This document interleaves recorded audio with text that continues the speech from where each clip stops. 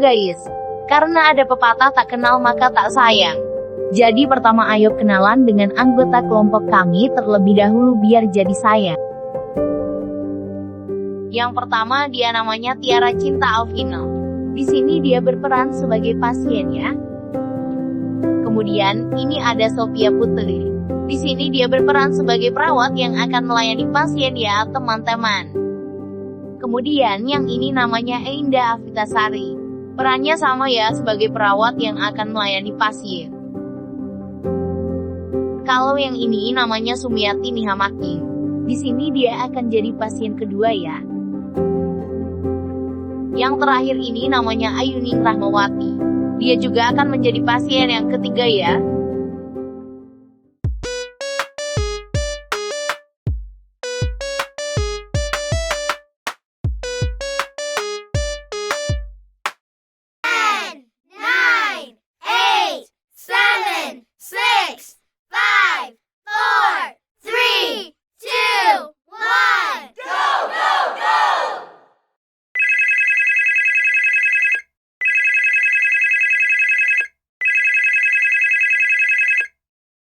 Assalamualaikum, selamat pagi Bu, selamat datang di layanan telenursing Rumah Sakit Citra Medika. Perkenalkan, saya perawat Selvi yang bertugas pada pagi hari ini. Sebelumnya, apakah boleh Ibu sebutkan nama, tanggal lahir, dan alamat Ibu? Waalaikumsalam, baik Mbak, perkenalkan nama saya Ayuning Rahmawati, tanggal lahir 20 Oktober 1988. Alamat saya di Gedong Kiwo, Bantul, Yogyakarta. Baik Ibu Ayu, jadi apa keluhan Ibu hari ini?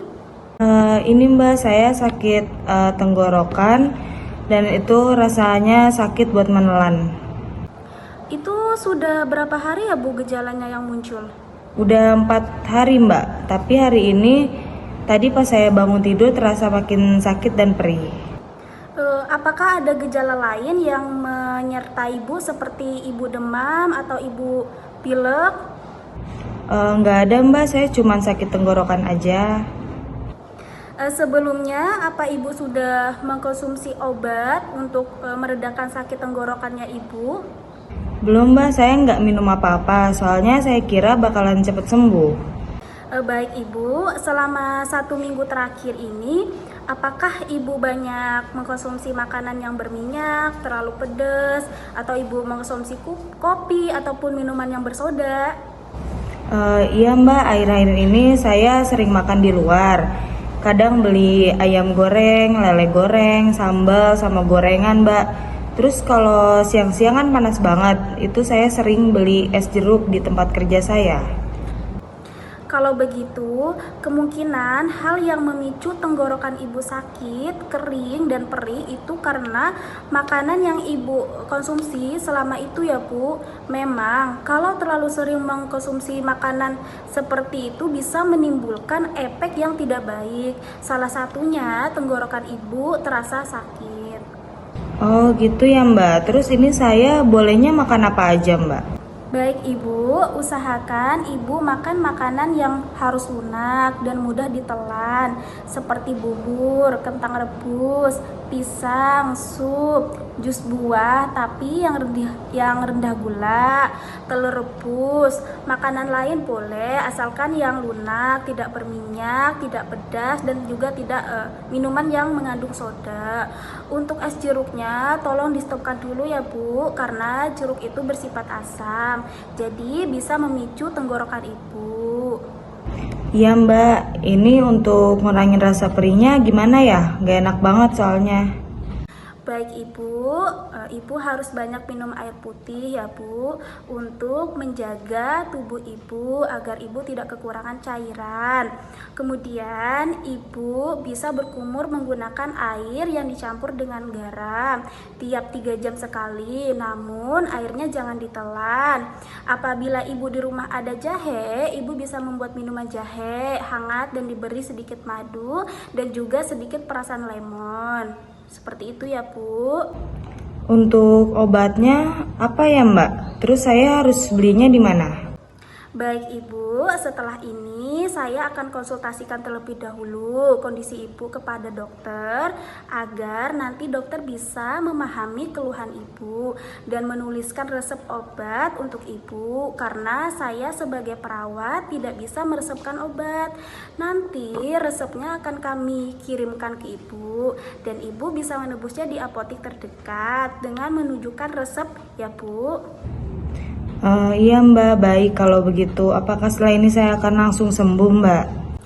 Untuk pengobatan itu pastinya tetap memerlukan waktu ya Bu ya, karena penyembuhan dari setiap penyakit itu bertahap, tidak bisa langsung. Namun apabila Ibu menerapkan beberapa hal yang saya sarankan dan mengkonsumsi obatan yang akan diresepkan oleh dokter, insya Allah tenggorokan Ibu bisa membaik. Namun apabila dalam waktu 3 hari ke depan kondisi Ibu belum juga membaik dan justru malah makin, Ibu bisa mendatangi paskes terdekat untuk mendapatkan pemeriksaan dan penanganan yang lebih langsung. Begitu ya Bu. Iya Mbak, terima kasih banyak ya Mbak. Iya Ibu, sama-sama. Apakah ada yang ingin ditanyakan lagi Bu? Tidak ada lagi sepertinya Mbak. Baik Ibu, kalau begitu saya izin untuk mengakhiri sesi telenursing kita saat ini ya Bu. Untuk resep obatnya mohon menunggu, apabila sudah nanti akan saya segera kirimkan ke Ibu. Terima kasih ya Bu, semoga Ibu lekas pulih. Iya Mbak, amin, sama-sama. Baik Ibu, saya akhiri. Wassalamualaikum warahmatullahi wabarakatuh. Waalaikumsalam warahmatullahi wabarakatuh.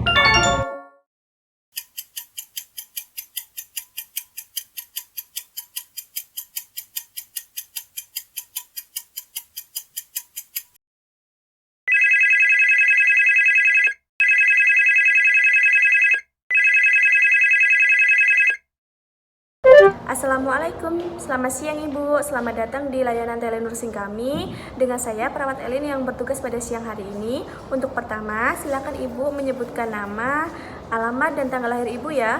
Silakan Ibu. Oh, waalaikumsalam, iya Mbak. Nama saya Sumiati, tanggal lahir 11 Mei 1989, alamat saya di Bantul. Baik Bu Sumi, terima kasih atas informasinya. Di sini saya akan membantu Ibu untuk sesi telenursing ini ya Bu. Jadi, apa yang Ibu ingin konsultasikan atau keluhan apa yang Ibu miliki? Oh iya Mbak, saya tuh udah merasa mual beberapa hari ini. Tadi pagi saya muntah, terus badan saya juga lemes banget Mbak. Baik, untuk mualnya itu sudah berapa hari Ibu? Udah sekitar 3 hari ini Mbak. Baik, 3 hari ya Bu. Kemudian ini untuk muntahnya itu baru tadi pagi atau kemarin juga udah muntah Ibu? Baru tadi pagi ini Mbak, saya muntahnya 2 kali. Baik, apakah Ibu memiliki riwayat asam lambung Ibu? Iya Mbak, saya punya riwayat asam lambung. Baik, jadi Ibu ini juga bisa menjadi penyebab mual dan muntah yang sedang Ibu alami ya Bu. Kemudian apakah ada hal lain yang mungkin memicu gejala ini seperti makanan yang Ibu konsumsi mungkin, atau Ibu sedang stres memikirkan sesuatu Ibu? Iya Mbak, 1 minggu ini saya merasa sangat stres dengan pekerjaan saya. Kadang saya juga telat makan Mbak. Baik, terima kasih atas informasinya Ibu Sumi. Ini artinya Ibu telah mengalami stres yang cukup berat ya Bu, dan juga kurangnya pola makan teratur dalam diri Ibu. Hal ini memang dapat memicu masalah lambung dan gejala mual serta muntah yang Ibu alami. Sekarang ada beberapa tindakan yang dapat Ibu lakukan. Pertama, saya akan menyarankan Ibu untuk mencoba mengatur pola makan dengan lebih teratur. Kemudian, usahakan untuk makan dalam porsi kecil tapi sering ya Bu. Dan Ibu harus menghindari makanan pedas, berlemak, atau asam yang bisa memicu sakit asam lambung.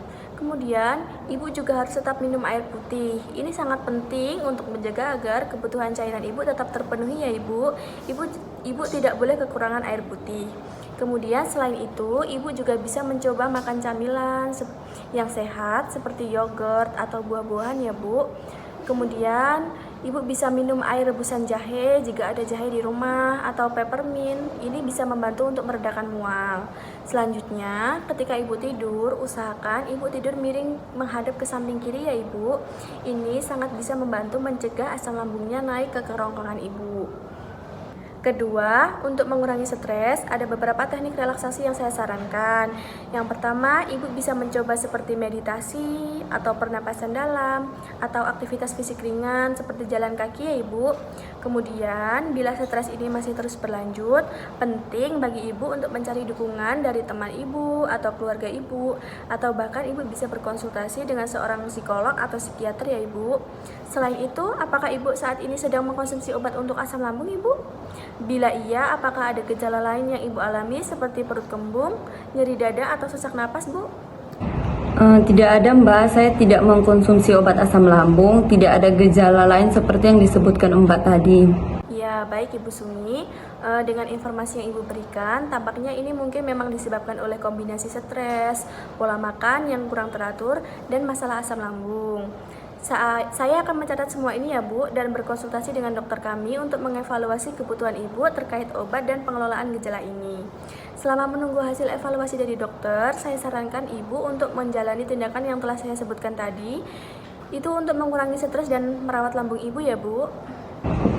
Baik Mbak, kira-kira saya dapat obatnya atau saya harus membeli obatnya sendiri ya Mbak? Baik, untuk obatnya itu Ibu menunggu saja dari dokter kami terlebih dahulu ya Ibu. Insya Allah segera setelah ini. Nanti apabila resep obat dan hasil evaluasi dokter sudah ada, akan segera saya kirimkan kepada Ibu. Kemudian nanti Ibu bisa menembus obatnya ke apotek terdekat dengan menunjukkan resep yang telah diberikan ya Ibu. Namun, apabila gejala ini masih berlanjut atau memburuk, bahkan setelah Ibu minum obat, sebaiknya Ibu segera konsultasikan dengan dokter atau datang ke rumah sakit untuk pemeriksaan lebih lanjut dan pemeriksaan langsung ya Ibu. Ibu jangan pernah ragu untuk mencari pertolongan medis jika perlu ya Bu. Oh iya, terima kasih Mbak Elin atas saran dan bantuannya. Saya akan mencoba tindakan tersebut dan menunggu hasil evaluasi dari dokternya. Baik Ibu Sumi, sama-sama. Apakah ada yang ingin ditanyakan lagi Ibu? Terima kasih, tidak ada Mbak. Baik, kalau tidak ada, semoga Ibu lekas sembuh ya Bu. Kemudian saya izin mengakhiri sesi telerusuk ini ya Ibu. Assalamualaikum. Ya Mbak, waalaikumsalam.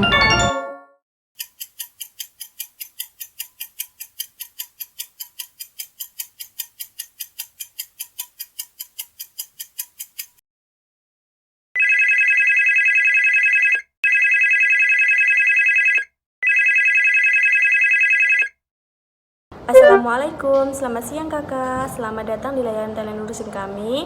Dengan saya perawat Elin yang bertugas pada siang hari ini. Untuk pertama, silakan kakak menyebutkan nama, tanggal lahir, dan alamat dulu ya kak. Waalaikumsalam, iya Mbak.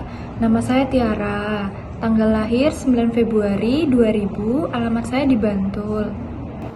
Baik Kak Tiara, terima kasih atas informasinya.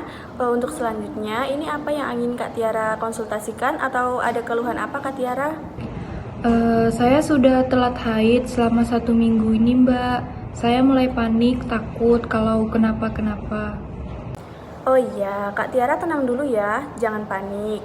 Kak Tiara, apakah mengalami perubahan pola makan atau stres baru-baru ini Kak?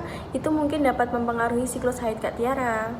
Iya Mbak, saya merasa agak stres belakangan ini.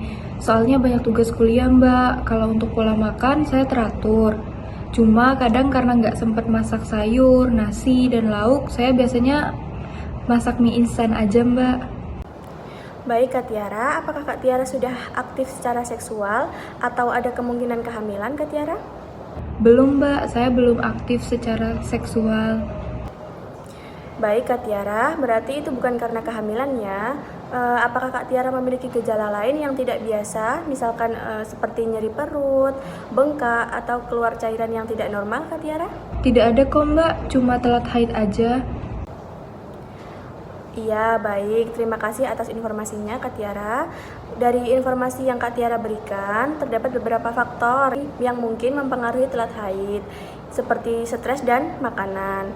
Jadi, untuk mengatasi situasi ini, Kak Tiara bisa melakukan beberapa hal. Yang pertama, coba Kak Tiara untuk mengelola stres dengan lebih baik, misalnya dengan berolahraga ringan, meditasi, atau aktivitas relaksasi lainnya.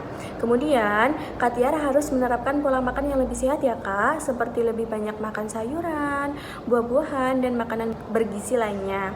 Kemudian, Kak Tiara juga harus mengurangi konsumsi mie instan. Kemudian, hal yang terpenting Yang perlu Kak Tiara ingat bahwa telat haid bisa disebabkan oleh beberapa faktor lain. Tidak hanya disebabkan oleh stres dan makanan, tapi juga bisa disebabkan seperti perubahan berat badan, perubahan pola tidur, atau gangguan hormon. Kemudian jika haid Kak Tiara ini tidak kunjung datang dalam beberapa minggu ke depan, Kak Tiara disarankan untuk mendatangi vaskes terdekat serta berkonsultasi langsung dengan dokter atau spesialis kandungan ya Kak. Tujuannya agar Kak Tiara mendapatkan pemeriksaan dan penanganan lebih lanjut. Kemudian apakah ada yang ingin ditanyakan lebih lanjut atau ada yang ingin Kak Tiara sampaikan? Sudah Mbak, terima kasih Mbak Elin. Saya akan mencoba saran-saran yang Mbak berikan. Saya akan menjaga pola makan dan coba mengurangi stres. Kalau memang tidak kunjung datang juga, saya akan berkonsultasi dengan dokter. Terima kasih atas bantuannya Mbak Elin.